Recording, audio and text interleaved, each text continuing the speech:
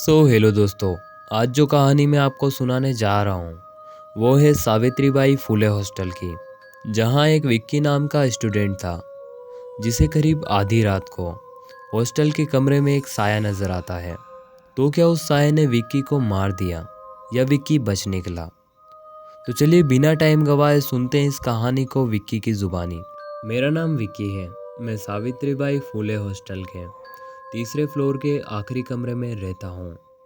उस वक्त कॉलेज की छुट्टियां चल रही थी। लगभग सभी स्टूडेंट्स अपने घर जा चुके थे। मैं भी बस 2 या 3 दिनों में जाने ही वाला था। पर उस वक्त तीसरे फ्लोर पर बस मैं अकेला बचा था। बाकी के कमरों में ताले लगे हुए थे। एक रात मैं चैन से सो रहा था, तभी अचानक हॉस्टल की लाइट चली जाती है। मुझे लगा शायद कोई टेक्निकल प्रॉब्लम होगी, लेकिन फिर थोड़ी देर बाद मुझे कॉरिडोर से किसी के चलने की आवाज़ सुनाई दी। मुझे लगा वार्डन होगा, लेकिन वो आवाज़ मेरे कमरे के बाहर आकर रुक जाती है। काफ़ी देर तक वापस उसकी आवाज़ नहीं सुनाई दी। तभी मैं टॉर्च लेकर दरवाजे की ओर जाता हूँ और दरवाज़ा खोलने की कोशिश करता हूँ, लेकिन दरवाज़ा अंदर से खोलने के बाद भी नहीं खुल रहा था। ऐसा लग रहा था जैसे किसी ने बाहर से लॉक कर दिया है। मैं बाहर आवाज़ लगाता हूँ, लेकिन बाहर से कोई आवाज़ नहीं आती। फिर मैं खिड़की से कॉरिडोर में देखता हूँ, जहाँ एकदम सन्नाटा था। वहाँ कोई भी नहीं था, पर वो चलने की आवाज़ कैसी थी।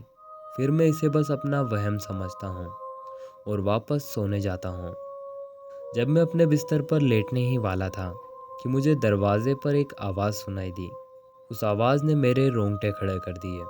दरअसल वो आवाज़ अब किसी के चलने की नहीं, बल्कि किसी के गुर्राने की थी, जैसे कोई जानवर या भूत।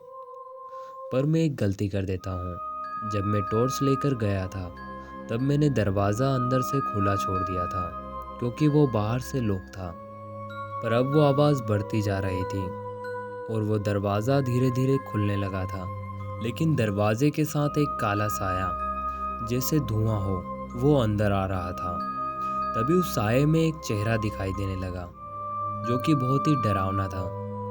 उसे देखकर ऐसा लगा जैसे मेरे शरीर से मेरी आत्मा बाहर आ गई हो।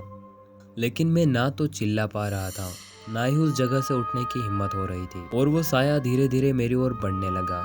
लेकिन तभी मुझे याद आया कि मेरी दादी ने मुझे एक कागज़ पर मंत्र लिखकर दिया है, जो कि हनुमान जी का था।